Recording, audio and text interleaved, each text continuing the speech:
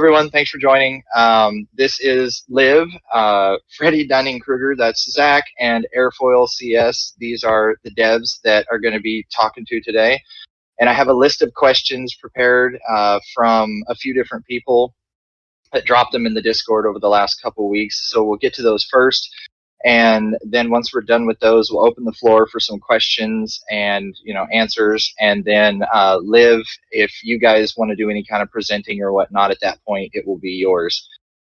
Yeah, I'll leave you guys for the AMA, all the real dev stuff. I'm not really a dev. I'm an art dev. Hey, that's part of it. I'm learning the technical stuff, but I'm not the authority on it. So I'll let you guys handle all that, and then after I could jump in. Okay. All I right. would love to go into the style guide a little bit, or if anyone has questions, yeah. Okay, and then Crypto Cherie mentioned in candidate chat, I believe it was, that she was going to be trying to record this. So we should get a recording of it afterwards. Oh, and the Q&A section, when we get to that, people can raise their hands and then come up on stage and say their question, or if for some reason their mic isn't working, use the AMA questions channel to type in your questions, everyone. All right, let's get it rolling. The first question from K3100690 PDI, that's a mouthful. Are you planning to list Sarco on coinlist.co? Yeah, I can take this one.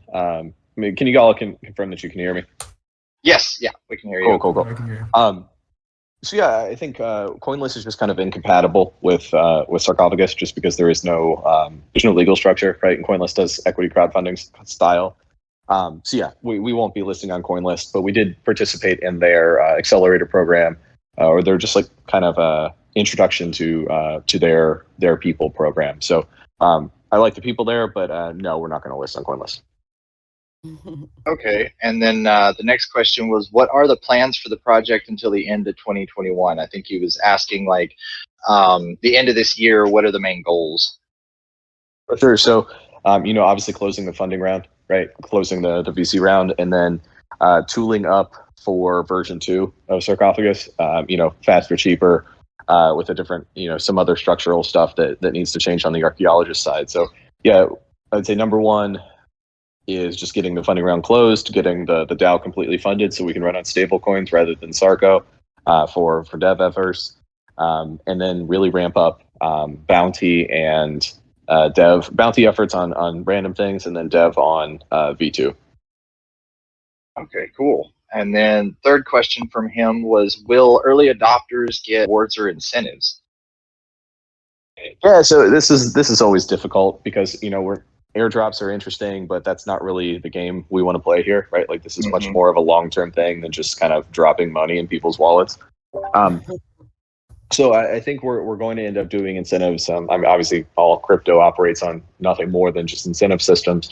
So I think we're still tooling this out, but I really like the idea of rewarding users for using the application. Not just for being early or being whitelisted or something, but having someone go and create a sarcophagus and then kind of spend some of their own money and spend some of their own time doing it. That way we can retroactively reward them. Kind of like I think RAI did this, where they said the specs of the rewards, and then they let people kind of play with it, and then they distributed the rewards with a proof, right? So we can prove that they were distributed correctly if we publish the kind of parameters on GitHub prior to the reward period.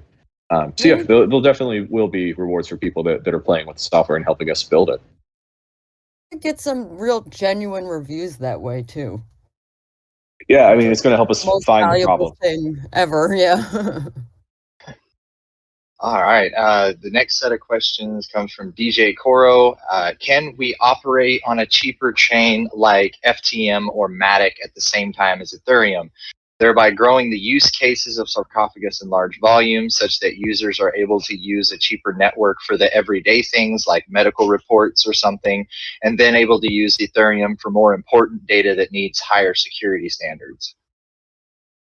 Yeah, so moving to another cheaper chain or to an L2 is 100% something that's in the works.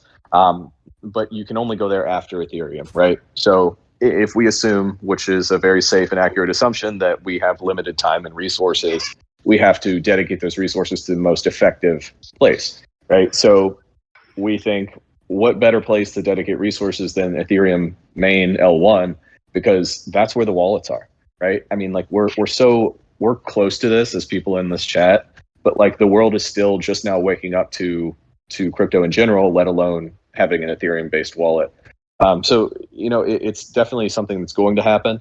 From a resource perspective, I don't see us putting a ton of time and effort into specific chains, like doing Matic over BSC or something like that. But what I would really like to do is make a really easy infrastructure for people to clone it out and to run their own chain with the support of our archaeologist network.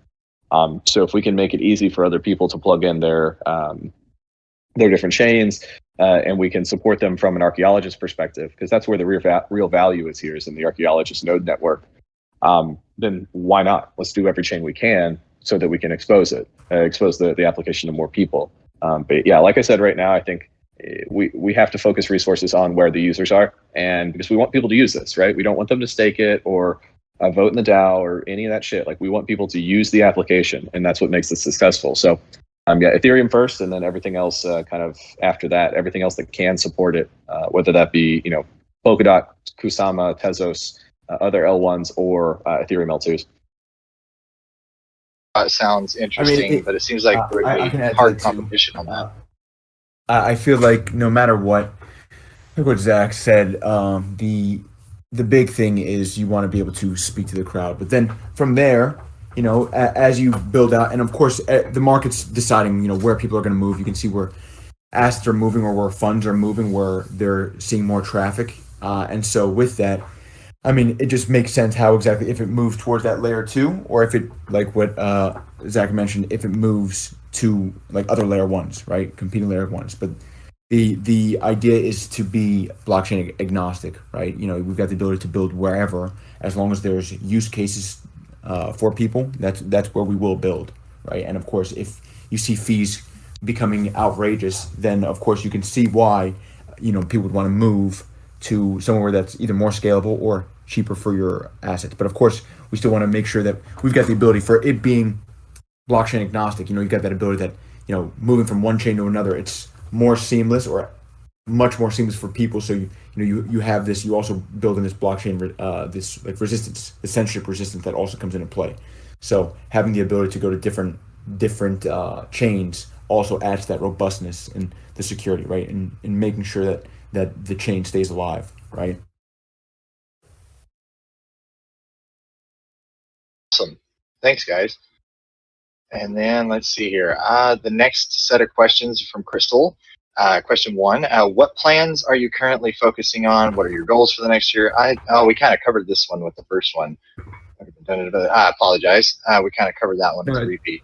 I think also Miggs's articles that he pushes out also has nice roadmaps or nice ideas of what we've got planned. So I love what he's been doing with that. So yeah. Along with what we mentioned before, that's always a nice little pointer. And I was just looking for it really quickly while you were asking the chat before, Johnny, and I just want to be able to drop that in. I'll find it and I'll just link reference to it, because it's a nice little write-up that we've got coming out every so often. I absolutely love the write-ups that he does. I like his writing style and the information he's been putting into it. That the medium has become very robust and really up to date and consistent now. And yeah, he's been a really big help with that. I think I have the link here. Hold on. But yeah, the medium is great. I'd love to do some more video stuff, but do it a little weird and artsy, true to Sarcophagus style. We've tried some videos, but making videos is no small task. I've started putting together some notes and like other videos for reference that we can use. But also, I love anyone that wants to help out with stuff like this, that has experience in After Effects or Premiere. It's not like we're a copyrighted corporation where if you want to work on stuff, you got to sign contracts and NDA. Everything's open source, so you can see all about the brand on the GitHub. And then pretty much all the materials we're making public and available to everyone. So there's definitely a huge opportunity for collaboration with like individuals or other, projects. Liv, Oh, I yeah. think the Rect, I forget, it's the Rect Noir video Oh my on God. Rect.news. I think I love that style because it's a little artsy, but also it does send a message. So yeah, that's a super cool project. I don't think I could do anything of that magnitude, like that amount of motion graphics. Yeah, that's a lot. That's a lot. It's crazy. I'd love to talk to them and find out like how they made it or how long it took, because that thing is really, really elaborate and probably one of the best things I've seen in the space, like style wise, I think. I think Julian, I think his name's Julian, starts with a B. He's on Twitter. I'm sure he'd respond. He's quite active on Twitter, so I'm sure we could find out who did it, or at least try to get in touch. I gotta be more active on Twitter. That's my problem. I mean, Twitter sucks. Find this now. There's some really good. I've been finding some great like YouTube videos and stuff though for reference, like cool glitchy like internet age type things. Because the I love the internet's glitch a art. really interesting thing. I think we all neglect to realize. But then that really highlights the need for Web 3.0. So Yep. I'll just end with that. And that actually segues what you said about collaboration into the next question from Crystal. Integration and collaboration can be an important part of the project design and play an important role in future success. Is there any plan for the Sarcophagus team to work together with other promising projects to become stronger? If so, with whom? And what form is cooperation planned in the near future? Yeah, I think that's a really good question. Obviously, something that that has been an issue in crypto, or really, I think has been used in crypto in a very negative way, to where someone says we have a partnership with X, therefore token price go up, right? So you remember the early chain link stuff, that we have a partnership with Google something, who cares? Or IBM has a partnership with Cardano or something like that, right? So I think that we overemphasize the partnerships that involve a logo, and we de-emphasize composability. Because if we build an application that is easy to hook into from day one, we don't have to go chase every promo. We don't have to have biz dev people out there, knocking on doors saying, "Hey, please integrate us. We'll fund dev resources, whatever." Like we want to be the people that are really, really easy to work with, because you don't have to ask us anything at all, right? Here's the instructions. We don't give a shit what you're doing. This is pure open source, pure composable. So plug your thing into it, and if we see other stuff that we like, we should plug Sarcophagus into it, right? We'll fund the dev. We'll do all that. Mm-hmm. I think this is something I talk about a lot. But I remember I met Sam Williams, the guy who founded Arweave, or the Arweave Jesus over there. And I think when I first found out about it, I said, "Hey, we're going to build a dead man switch on Arweave. We're going to do it whether you give us permission to or not, but I would love your support."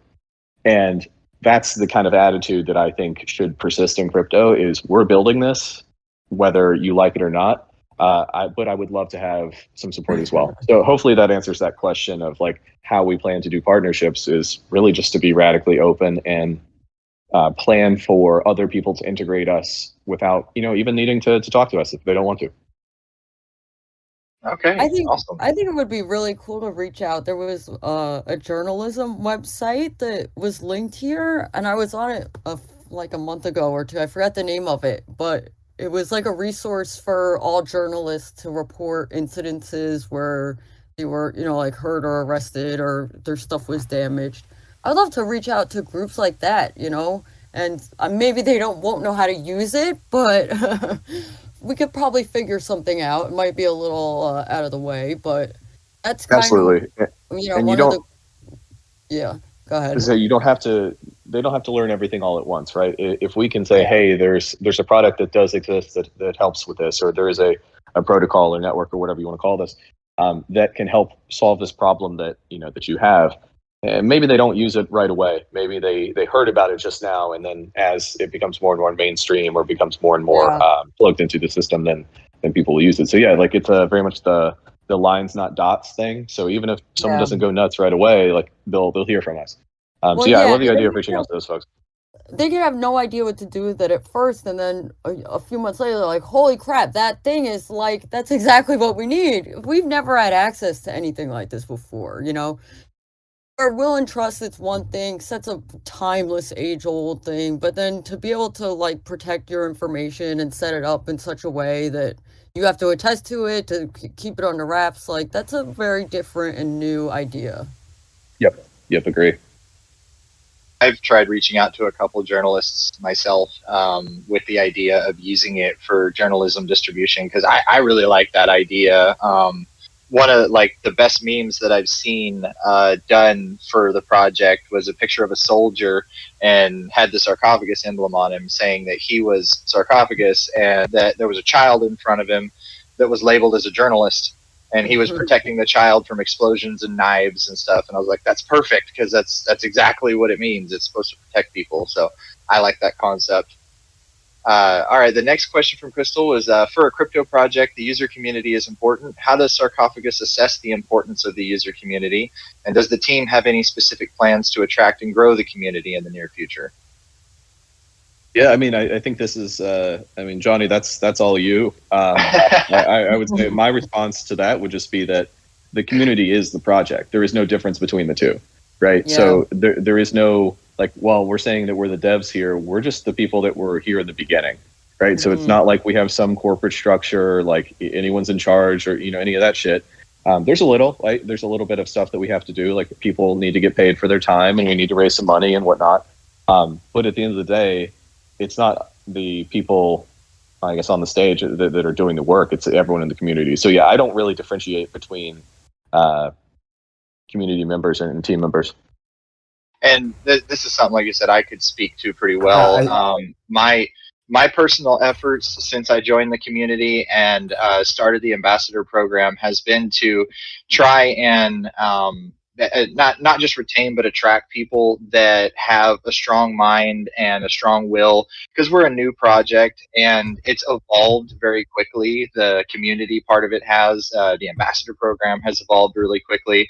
And we went from being something that was very small and only had, I remember back, 6 months ago, only had 2 members in the ambassadors, to now we're almost to 10 members, and we're looking at taking on more. And we've had to evolve and keep up. And I get the question a lot of K31. He asks me almost once a week when ambassadors, and it's something that we collectively decide on.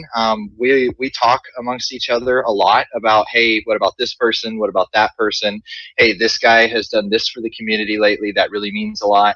And those things do not go unnoticed. Like stuff that everyone does that is out there, like we may not say something, but we see everything.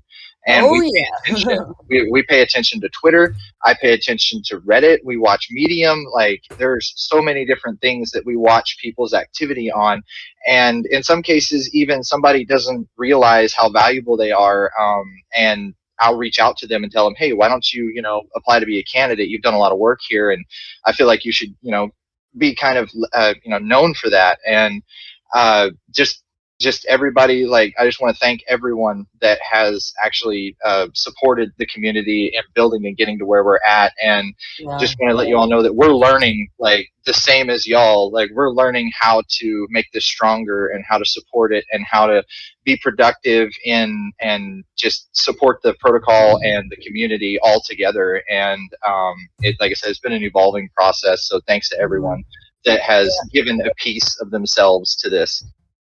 Yeah, I think it's important to note too that we haven't been like driven by all these incentives, because we don't want to attract people who only want the reward or the airdrop. But I think it's a very good possibility that we'll decide to reward people who got to the community and stuck around, because those are people who are genuinely interested, and that is really a lot to be thankful for. And I'm happy, Johnny, you are reaching out to people and telling them thank you, because Hey, Airfoil, I noticed you've been trying to talk. No, you're good. You're good. I think to both points of what Johnny and Liv mentioned, open ecosystem, right? Participation is completely open. Everyone is building something that they want to see, right? And even if if somebody thinks that there's going to be an airdrop, or like the whole idea is like you are using this protocol because there's utility. That's why you're using it, because you see a use case right there.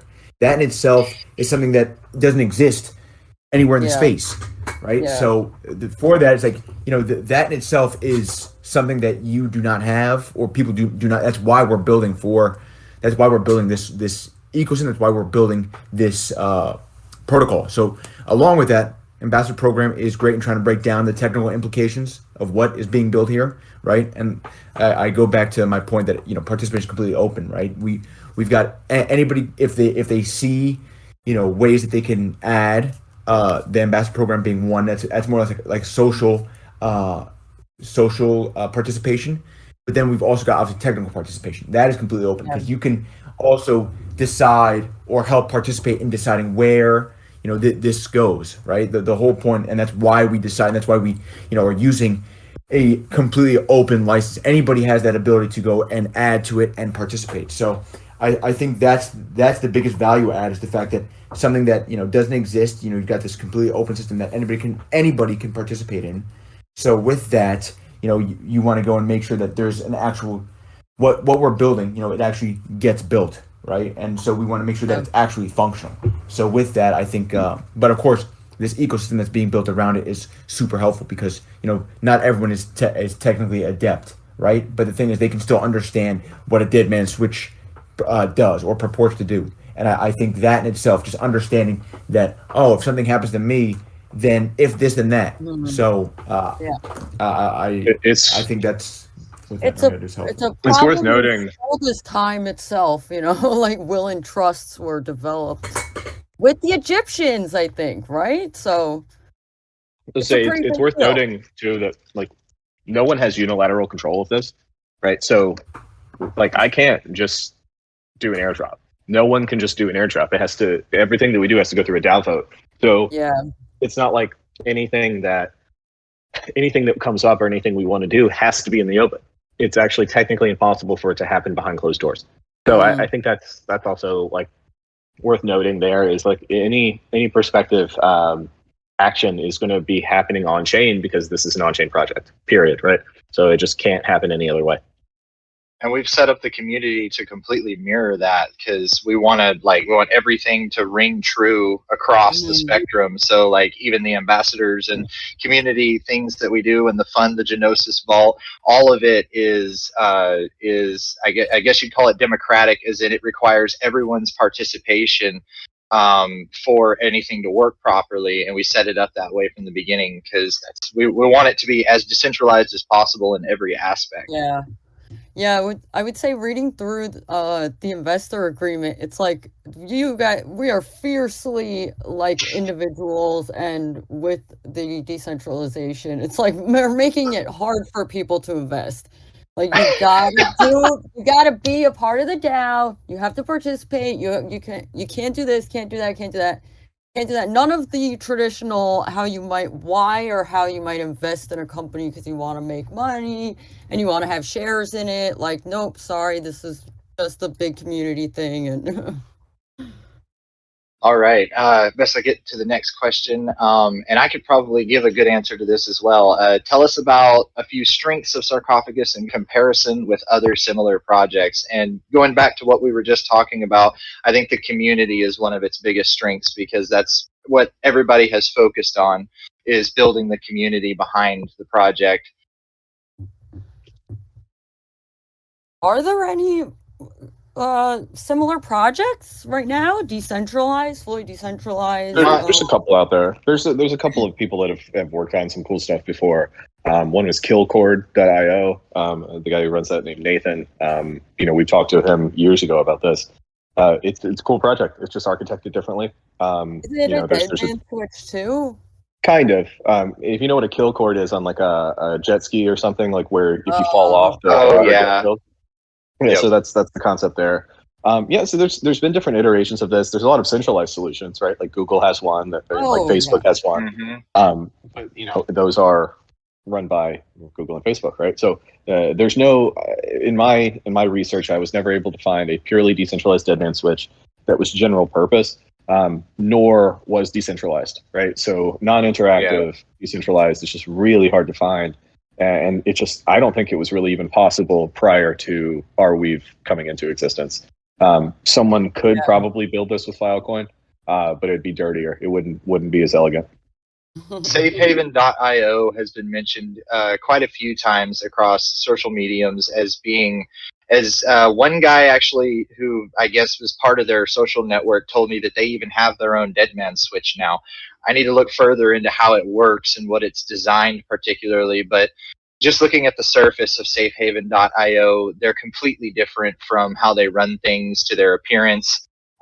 They treat the blockchain products that they have as exactly that. They are products that they provide, and they say that on their basing website. So like right from the get-go, they don't feel very decentralized. So but they're a project that I've had mentioned to me dozens of times, and I usually get in conversations with them about it.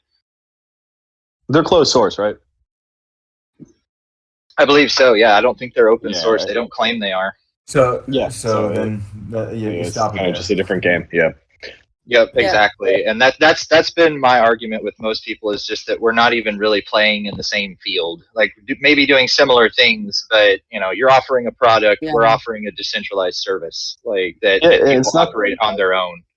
It's not to say that it doesn't work. It's like I don't want to talk shit about anything because like there's a lot of lawyers out there who do will and trust, but like it works. Like for the most part, I mean, there's a lot of friction, and like I think if you look at one of the more boring use cases here, like will and trust, we're not going to revolutionize anything. We're going to just make it faster and cleaner, right? There's no like the concept of will and trust has been around for like a live set since the ancient Egyptians. I think it's definitely been around for a long time, right? Like bequeathing, like whatever. Egyptians and Greeks were the first to set it up. Yeah, so that's going to continue. We need to have this concept. It's just what tools do we use to bring it into the future? And I think there's no reason that shouldn't be cryptography. Like I just it should be involved, and it's just currently not. So we can solve some problems and make things cheaper. Like the cost of litigation to other people that are less fortunate, maybe, and can't afford a lawyer or. Well, yeah, the minimum cost of litigation on a will and trust suit is going to cost $50,000, and that's borne by usually both sides of the argument. So it's like if we can nullify a bunch of those by being able to mathematically prove that this will and trust has not changed since this date, we've wiped that away, right? It only takes a little bit of precedent in court to make that a null argument. So yeah, I think that just removes some friction in the system, and then obviously the network will accrete value in direct proportion to the friction that we eliminate in traditional systems. Yeah, Zach, didn't you say you had spoken to a lawyer about the percentage of will and trust case that end up going to court? And he was like, it's a lot. It's like there's a lot of incidents of it. So I've talked to a bunch of will and trust attorneys about this, and even in setting up stuff for myself and loved ones. But it's a high amount, but it's also any case that has even a little bit of animosity, as well as a little so if there's family animosity and you have something in the will that's not perfect, right? So say that person is missing, like one of the pages has coffee spilled on it or some shit, that will land them in court, and then you have the minimum friction cost. So it just happens a lot, and it's something that just costs everyone money, and there's never a good outcome. It's not like you get more money, like it usually just causes friction, and then the same people get the money, right? Or I don't know. There's no source of truth there. It's arbitration. It keeps your loved ones from getting the money that you were trying to leave to them. Yep. All right, and then this is something you guys can all speak to. Crystals asks, what makes the team behind the project specialized and best suited to achieve its goals? And are there any third-party advisors who help the project? I know there's a few listed on the site as far as supporters. Yeah, so I can take this, and anyone else can jump in too. But I think what makes the team unique to do this is just we're doing it first, right? Like it's not like anyone here is like extra good at anything. It's just we're taking tools that have been built and we're building something new with existing technology, right? So like we're not doing anything magic. Like we're taking libraries and code that other people have already written, injecting some rearrangement of that, But at the end of the day, we're just multiplying. We're using tools. So I'd say we're the most adept at doing this just because we're the first and we're the people with the most experience. Maybe And then we also have a being lot able to of, attract other people that are at that level, right? That are interested in this and can bring more tools. They can bring better programming knowledge. They can bring better libraries. And then I think that's it. I think that's the only thing is we're the first people doing it. And I hope to be the center of gravity for it too, where all of the other smart people in the world that want to work on something like this will naturally fall in this direction. I think a lot of very passionate people too. That's important. People who don't mind working hard and care a lot and are really excited about it. Yeah, we're not. Yeah, We don't have master's degrees in our fields, or I don't at least. No, it's but I think also it's having been exposed to the space, and I think having the right ethos, having this, and of course you can find a mix of people that have done some kind of exposure to like what Olivia was mentioning before is like the Dropbox, but for the secure drop for journalists. Like you've got people that have been exposed to that or have developed around that. But I think that ethos plays probably the biggest role, is because we understand what the use case here, or what potential use cases exist, and being able to use something that is uncensorable, has the ability to go and move items, move documents around, and you've got that ability to do that. I mean, you understand the risk that comes with this, right? So I think that ethos is super important, right? Of what exactly this represents. Like what we're mentioning, if it costs $50,000 to get funds to your family, and your family is scraping by, it's going to hurt, right? And so it's like, oh well, you're losing the funds, but this $50,000 can mean the difference for many people. So I think that ethos, and not selling it, going balls to the wall, and just making sure everything is completely available, because anybody can interact with it, right? Zach mentioned that we're the first ones that are doing this, but anybody has the ability to go and build take and build themselves. They've got that ability to, or also add to. So I think many of these things, what makes it so important is this open nature, is this ability that anybody can use it, and it could be a meaningless thing that I want to send a message to my friend and just say hello, hello world, or it could be something that is very important that you want to make sure that gets to your next of kin. So for one example, so I can I speak think to the. Sorry, Josh. No, you're good. No, you're good. I would say, in terms of the advisors as well, kind of the second part of that question is, we do have a long list of advisors, like people you would know in the crypto world. Those people can choose to make themselves known, right? Like this is something, like I don't like to stack logos and names on a website. Like the logos that you've seen on there, I think we've got CoinList and Arweave or something, or the Open Web Foundry. So all of those, like they are people that just supported, or networks that have supported us. We'll be growing that a lot soon, in the next next couple of weeks. But yeah, we don't like to go out and say like, hey, this person is an advisor, right? Like if they want to tell everyone that they're welcome to, but that's none of my business to put out their affiliations out there. Yeah, we're not too interested in bragging rights, I think.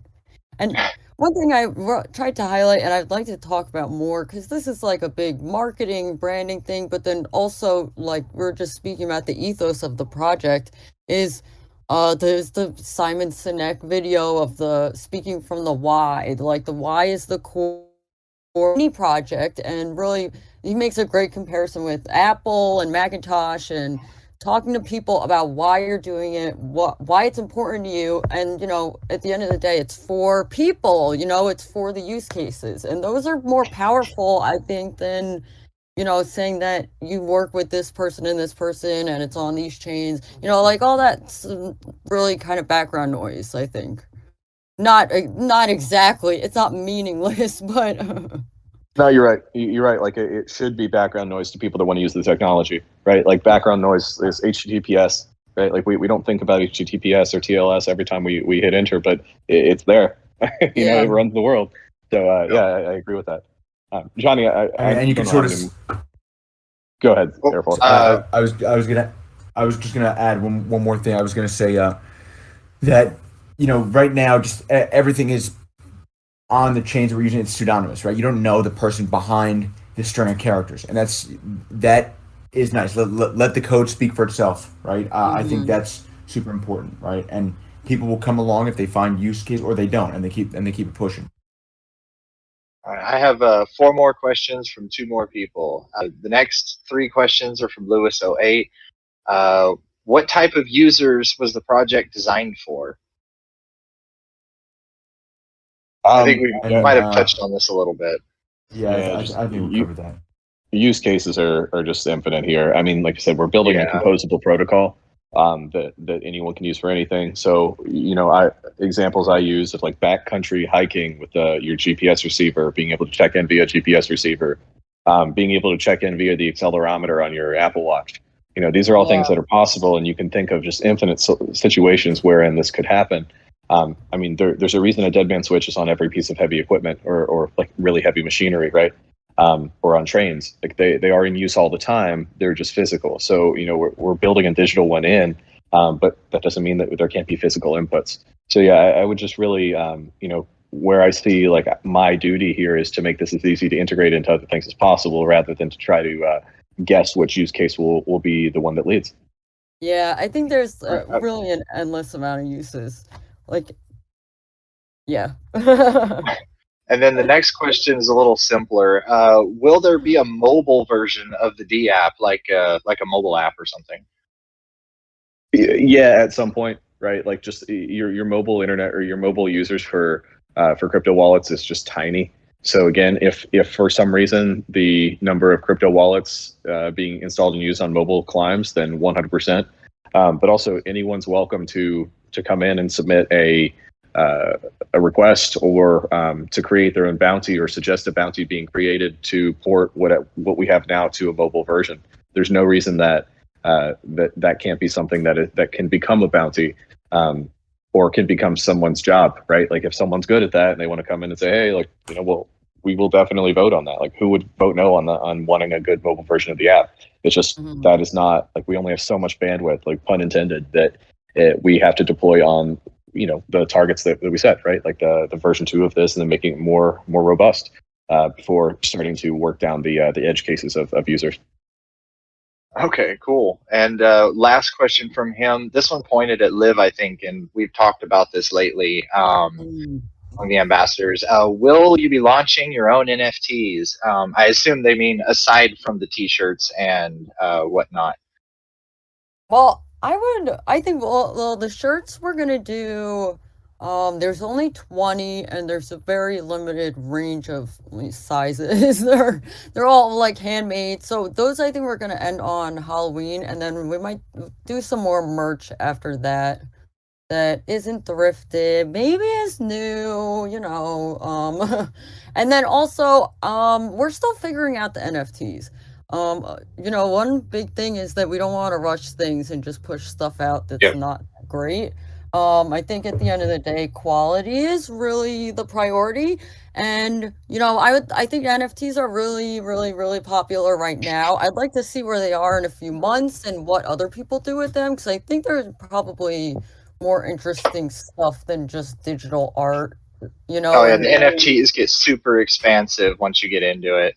Yeah, I think we could do a lot more interesting things than just I'll do all the digital art in the world, but I think we could do some more cool stuff. I'd like to put some time and thought into it and planning, and even take some ideas from the community. If anyone has ideas, that'd be amazing. I'd love to work with people on stuff and developing things, but we can push some out if that's really what people really, really want, I guess. I know some people have asked about it. To me, it's a distraction from the main goal here, which is to build a robust deadman switch, right? A decentralized, robust, autonomous deadman switch. If the push for NFTs is vote for Sarcophagus, that's kind of exciting that people want them because they think they'll grow in value. I love that think vote they're of just another confidence. tool. I think they're just another tool that we can use for different things, and as more people understand them, we can use them for different gating. Like I really like the Discord. You can have a Discord login that requires an NFT, and there's only so many of those NFTs, and if they're distributed, like say they're minted and distributed by the ambassadors, you can do different shit there. Like right now, the ambassadors are using the Gnosis multi-sig, which is wonderful, but it might as well, like you could build that in a different way by using NFTs as the gating mechanism, and then those can be freely tradable, kind of like Friends with Benefits or any of the other social NFT networks. Which again, cool, but as long as like everything will have my support, as long as it is directed towards the mission of building a Deadman Switch. It's not like it's not marketing, right? Like we'll do the the merch is super cool. It's limited edition. It's like it's a really cool thing, but it's not the central focus. It's fun. I think that's why it's on play on the website. So yeah, that's in terms of like a supported like fully NFT thing for Sarcophagus as art. I highly doubt it. But will you see ERC 720 or 731 in use within the Sarcophagus protocol at some point in the future? Absolutely. It's a great standard, so like, it will be used for something, whether it be allowing the trading of sarcophagi amongst archaeologists, allowing the sarcophagi themselves to become NFTs that carry different ownership requirements that can be freely traded and on a market. So NFTs don't have to be art; they can be anything that's non-fungible, which is really cool. But I think the more support we have for that's ERC 721, the more people that will start to think of it that way. Right, so I don't see it as an art thing or a marketing thing. I think see it as just another tool that we can use to forward the mission of building a Deadman Switch. Yeah. I think All right. we've got a lot of integrity here. We'd like to really make sure we don't do any. I don't think you need to do advertising and heavy marketing when you have a great product, with great use cases. Crypto's pulling that push. Yep.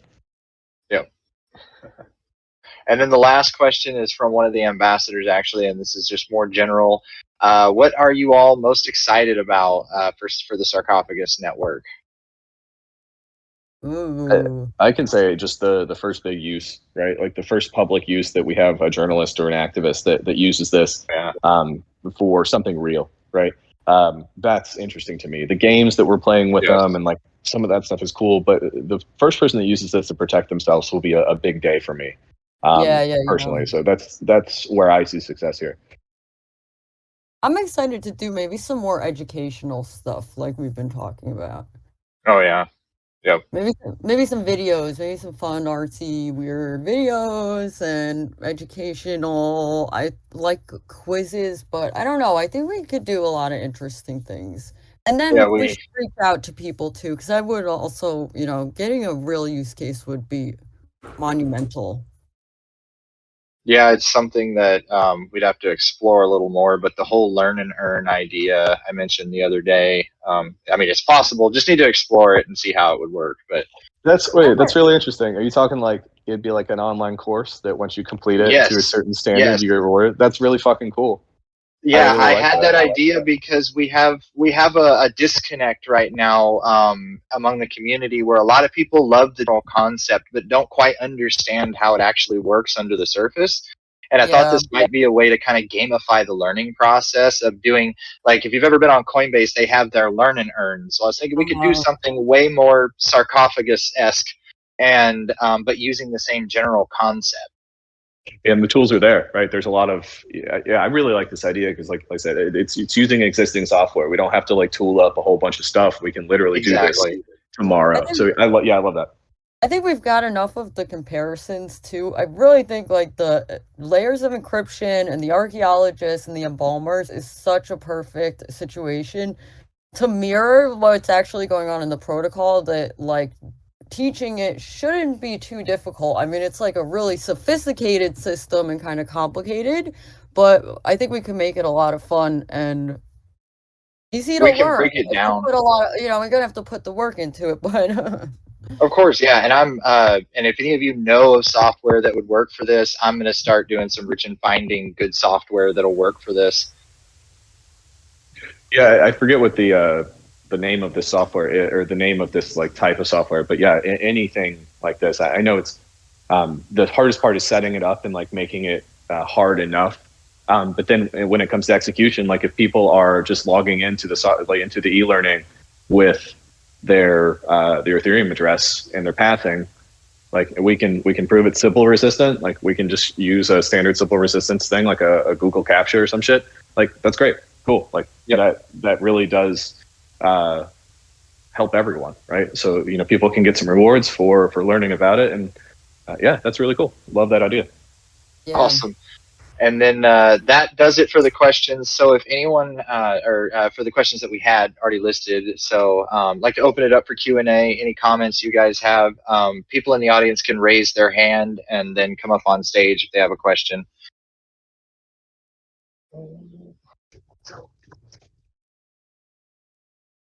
Oh, no questions? All right. Will we see the raised hands in the stage channel, or? Yes, you will. You'll see Oh, there's one.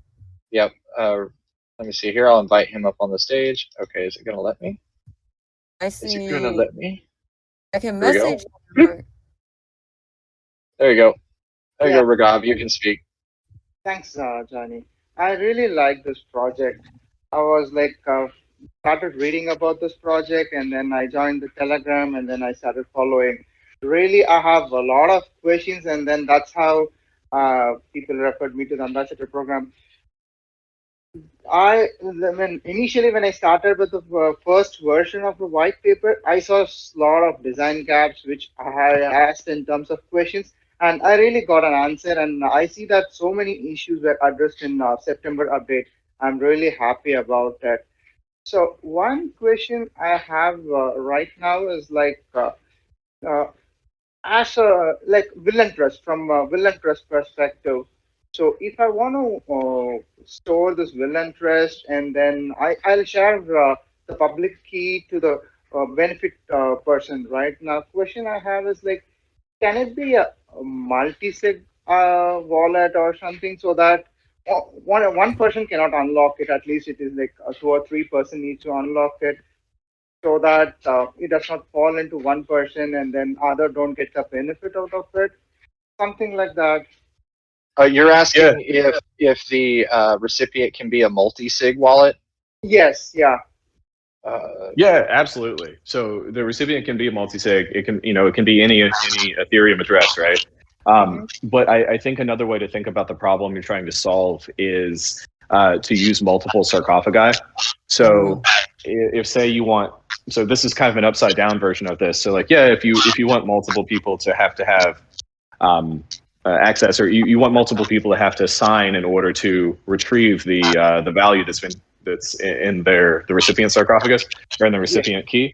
That's one thing. But you can also use multiple sarcophagi and have a Shamir secret key split in each one of them. So all 3 sarcophagi would have to be unwrapped with the same recipient, and now the recipient gets all 3 of the keys that it needs. Does that make sense? Like, there's a couple ways to do what you're trying to do, and this could also work for like having one switch that's short term and then having one that's medium term and one that's long term, so that if you mess up the first one, the secret doesn't go live immediately. You still have 2 more to go, like 2 more chances of a missed attestation that's just accidental before it triggers the full release, or it becomes possible for the recipient to get the data. Hopefully that makes sense. But yeah, it's totally possible, and this is something that'll get a lot stronger too with V2 as we bring more archaeologists into validating single sarcophagi. This will solve a lot of the problems that we have been solving in the past with using multiple sarcophagi. Yeah, and other question I have on that front is like, I know like if we have this multi-archaeologist structure, then how is this cost, how is the cost shared among them? So when I pay the cost, how is that shared among the archaeologists? Yeah, so I think this isn't done yet. This is still very much research. Like, this is on my iPad right now. The solution that I'm looking towards, though, is something more like how the Tezos bakers work, where there's one main, or how Tezos block production works. So on Tezos block production, there's one main baker, and then there's, I believe, 16 endorsers or 12 endorsers. the main baker receives 36 Tesos, and then each endorser receives 2 Tesos or something. It's something like that. So it would be a main relationship with the one that you choose. Like, you want to be able to choose an archaeologist with a reputation, but then also it would be auto-selected for other archaeologists that will be the endorsers / the reporters if they don't do something right. So yeah, that's still very much in process, and we'd love input on that too, because that's just a design decision that we have to make here in the next couple months. Definitely, I would like to research and share my ideas as well on that. Yeah, that'd be great. Please do. Yes. But the question I had is like, if I sign up for 10 years and then something happens to me and then I'm no more in 5 years, how is this unwrapping is going to happen? Is there something like a check-in process? Like every year I do a check-in, or any few months? Oh, like month I do a check-in? you're asking about rewrapping. Right, rewrapping. But now, yeah, if I don't do a rewrapping, because every time I do a rewrap, I need to pay some fees, right? So I don't Yes. have to do a rewrap, but I need to do an like offline process, like a check-in. If I don't do it at that date, say every month of the first, I need to do a check-in, so that to prove that I'm still there. If a month on first, if I don't be there, if I don't do a check-in, automatically it means that I'm not there, and then it has to be released to my beneficiaries. Rather than if I've signed up for 10 years and then after 10 years getting released, it might be too late, because I'm not more after 5 years. If I'm no more, then the recipient have to wait for another 5 years to get it, right? That part I Yeah, didn't understand this from the white paper. Yeah, so I think you're talking about a rewrapping event, but so that is like, I think you know this, but like this is how the way the system works is because, so you choose a point in the future that you want to be the resurrection date if Right. you fail to check in, right? So there is no trigger. The trigger is your failure to check in. So that will end up unwrapping the sarcophagus. That'll go to your heirs, whatever. But if you put that date really far into the future, 2 things are going to happen. One, it's going to be extremely expensive because the cost of an archaeologist service is exponentially proportional to the time frame. So if you want to set your resurrection date for 1 year in the future, say that costs 100 Sarco, it will, and then you want to set it for 10 years in the future, or say a second switch, you want to set it 10 years in the future, that will be more than 10 times as much money. It'll probably be on the order of hundreds or thousands of times as much money, because that means that the archaeologist is going to have to promise to stay around for that long and to lock up their bond for that long. So, I think as the network matures, we'll get longer and longer time frames. But right now, there's a max time that the max resurrection time that all of the archaeologist servers set, and no one can try to request anything after that, or no one can curse them for something that happened after that. So yeah, this is also a question of choosing the correct resurrection period, right? So if you're doing something like will and trust, the correct resurrection period is probably around 6 months in the future. So you check in at the end of 5 months, you say, hey, I'm still alive. You sign the crypto transaction, you have to pay fees, but now you're just rewrapping it for another 6 months, right? So as long as you're doing the same amount, like that market's going to get really, really good, because there's a lot of archaeologists that are willing to stay around for 6 months. Whereas if you want to rewrap for a 5-year period, there's going to be fewer archaeologists, or they're going to be a lot more expensive, right? So you really want to choose a resurrection time that is a point in the future that is relative to the thing that you're trying to protect. So if you're a journalist and you're afraid someone's going to kill you next week, a resurrection period of 6 months doesn't really make sense, right? But you're in a much different situation than someone in will and trust. And if we look at traditional will and trust, we know that 6 months is about how long it takes for a trad, will and trust from the time the person dies until the first money gets transferred into the account of the heirs in traditional finance. So we can look at how things currently operate, see the resurrection period there, and then try to match that as closely as possible when we're creating the switches. Hopefully that answers your question.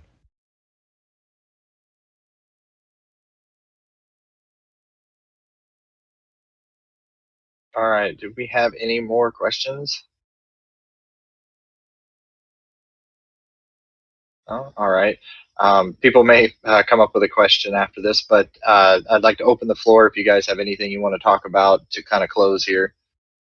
I got to jump off. I got another call here at 4:30, so I just want to say thank you to everyone, Johnny, especially like really putting this together. This is nice. I feel like we get to communicate a lot of information really quickly without spending so much time writing it down rather than doing the actual work. So thank you, and to everyone here, I really appreciate it.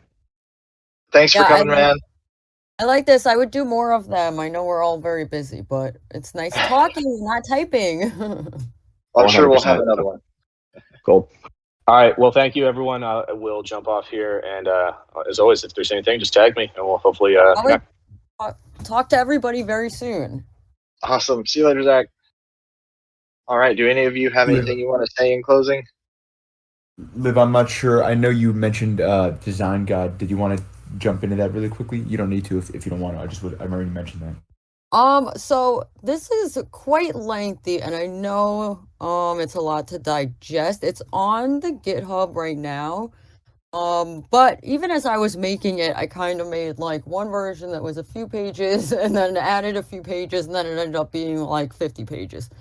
I think I'm gonna break it down into sections and then try and put that out, but I think it really kind of dives into part of the ethos, not so much the use cases yet, but I think that's something that we probably should explore. And then this might be something we could integrate as part of the Learn and Earn as well. The like just pieces of it that are really pertinent that we want people to understand. We could like work that into it. Absolutely. Yeah, I think one really important part is like the visuals are important, but it's really kind of like the way we want to tell the story and the way we want to talk to the community and tell people about Sarcophagus. And so that's going to apply to basically, everything we do, from like learning experiences to how we do NFTs, and like, just things that come up as it grows and goes further along. Awesome. I would love anyone who's got design or creative background or editing experience to reach out, and we could maybe work together. We have a little bit of a lack of that around here, but not much. We've got a lot of enthusiasm, which is most important by far. I think one final thing that I want to touch on is along with, obviously, we've got Discord, we've got Telegram, we've got other channels to reach out to us.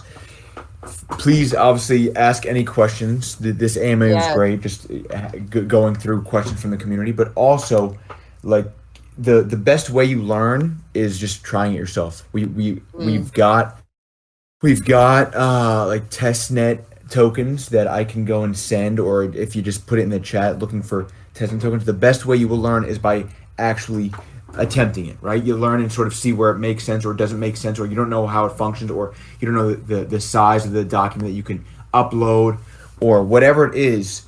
You learn by doing, and so just try and just say, okay, well, I'm having an issue here because X, Y, or Z is not working. I'm not using a proper node, or I'm not connected to a proper archaeologist. Whatever it is, you'll see that. And of course, everyone here, part of the ambassador program, team members, people that are just working on this, will go and they'll address your questions. Take time and just learn. Just put your head down and figure it out. And of course, you can ask questions, but answering the question is one thing. Us hand-holding is another thing.